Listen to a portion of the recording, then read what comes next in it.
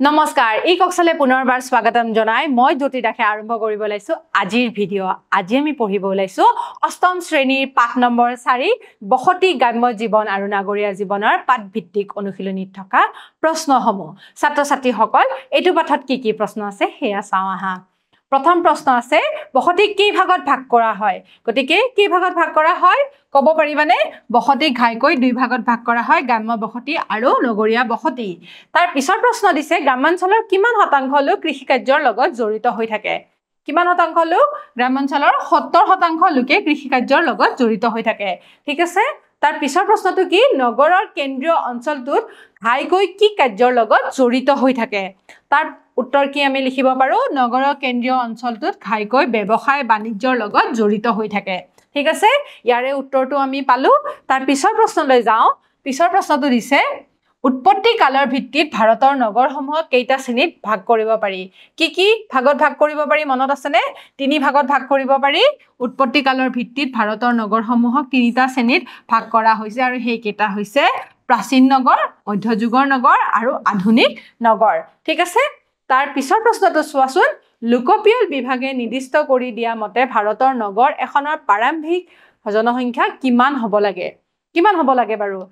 কিমান হ'ব লাগে জানানে লোকপিয়ল বিভাগে নিৰ্দিষ্ট কৰি দিয়া মতে ভাৰতৰ নগৰ এখনৰ প্ৰাৰম্ভিক জনসংখ্যা হ'ব লাগে 5500 জন হ'ব লাগে ঠিক আছে তাৰে উত্তৰটো পালো আমি 5500 জন হ'ব লাগে অসমৰ একমাত্ৰ পৌৰ নিগম পৰিচালিত মহানগৰখনৰ নাম কি যত অকল পৌৰ নিগমেহে পৰিচালিত কৰে পৌৰসভা বা নগৰ সমিতিয়ে পৰিচালিত নকৰে কি হয় ক'ব পাৰিবানে ইয়াৰে উত্তৰটো হৈছে গুৱাহাটীখনে এখন পৌৰ নিগম পৰিচালিত মহানগৰ হয় ঠিক আছে এবাৰ আমাক শুদ্ধ লিখিব দিছে গতিকে ছাত্ৰ ছাত্ৰীসকল ইয়াৰে শুদ্ধ কোনটো হ'ব ক'ব পাৰিবানে তোমালোকে প্ৰথম দিছে নগৰীয়া বসতিতকৈ গ্ৰাম্য বসতিত জনসংখ্যাৰ ঘনত্ব অধিক হয় গতিকে ইয়াৰে উত্তৰটো হ'ব অশুদ্ধ কাৰণ নগৰীয়া বসতিত বেছিহে হয়নে নহয় গ্ৰাম্য বসতিত জনসংখ্যাৰ ঘনত্ব কম হয় ঠিক আছে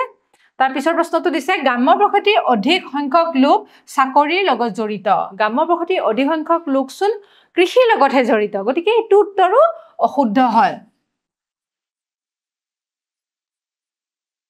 ঠিক আছে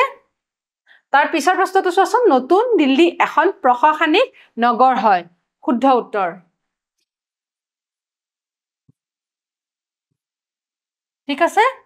আগ্ৰা এখন নদীৰ পাৰত অৱস্থিত নগৰ হয় শুদ্ধ যমুনা নদীৰ পাৰত আগ্ৰা আছে ঠিক আছে শুদ্ধ উত্তৰ তাৰ পিছৰ প্ৰশ্নটো চাওঁচোন শিলচৰ বৰাক নদীৰ পাৰত অৱস্থিত শুদ্ধ উত্তৰ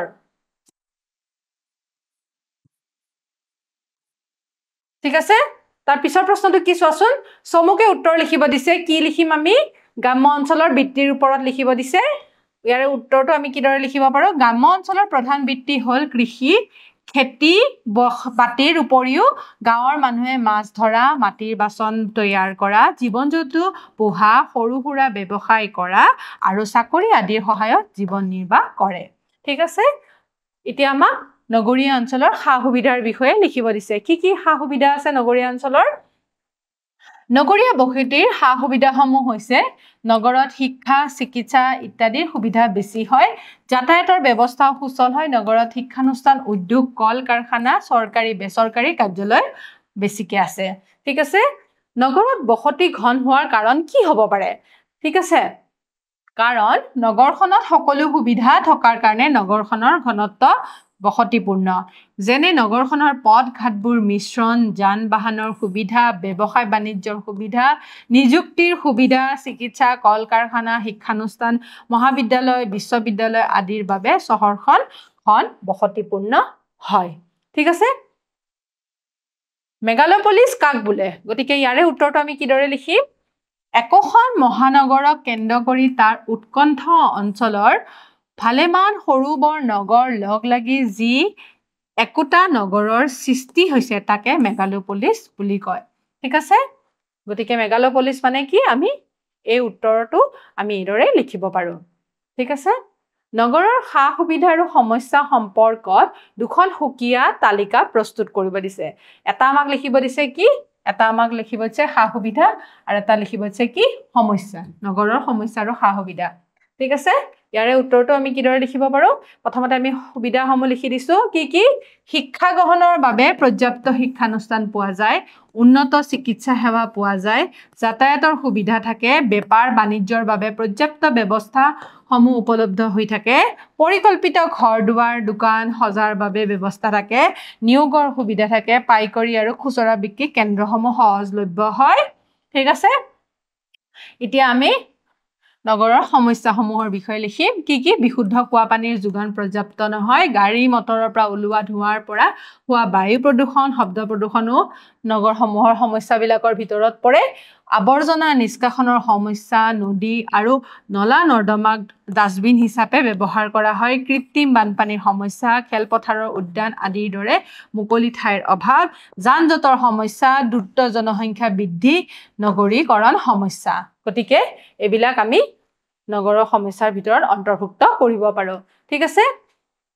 আৰু লিখিব পাৰো ঘৰ উদ্যোগ বাটপথ দোকান অনুষ্ঠান প্ৰতিষ্ঠান আদি সাজিবলৈ ভূমিৰ নাটনি গতিকে ভূমিৰ নাটনি হোৱাটো নগৰৰ সমস্যাৰ ভিতৰত পৰে ঠিক আছে ভূচিত্ৰাৱলীখন চাই অসমৰ 10খন নগৰৰ নাম লিখিব দিছে আৰু হেবোৰ কোন জিলাত অৱস্থিত উল্লেখ কৰিব দিছে তোমালোকে নিশ্চয় মেপখন বা ভূচিত্ৰাৱলীখন চাবা মই তোমালোকক বাৰু এখন তালিকা লিখি দিছো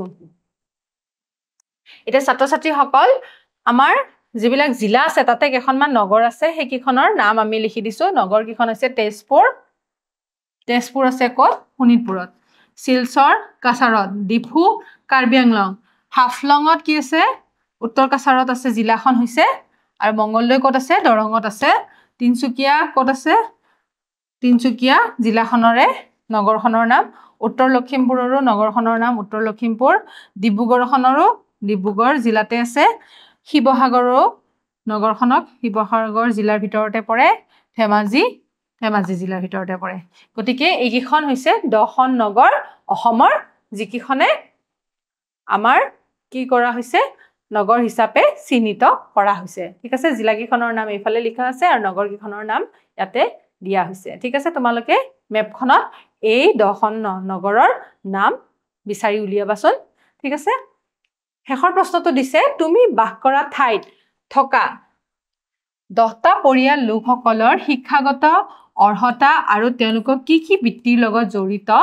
তাৰ জৰীপ কৰি এখন প্ৰতিবেদন প্ৰস্তুত কৰা ঠিক আছে গতিকে এই শেষৰ প্ৰশ্নটো আমি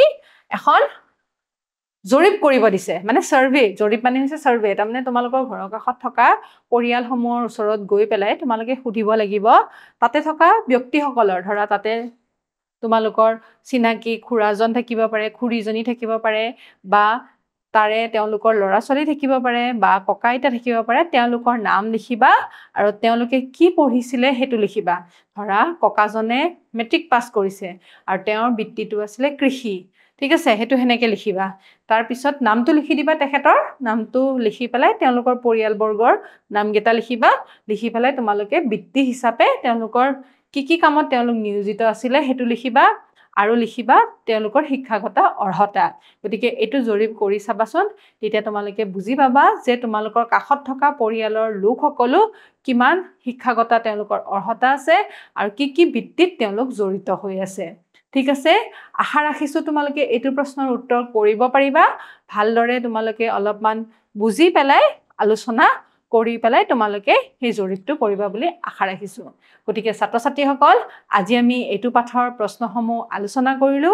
আশা ৰাখিছো তোমালোকে বুজি পাইছা নিজৰ দুকা বহি তোমালোকে ভালদৰে তুলি লবা অহা ক্লাছত এটা নতুন ভিডিঅ লৈ তোমালোকৰ মাজলৈ পুনৰবাৰ আকৌ আহিম তেতিয়ালৈ সামৰিছো নমস্কাৰ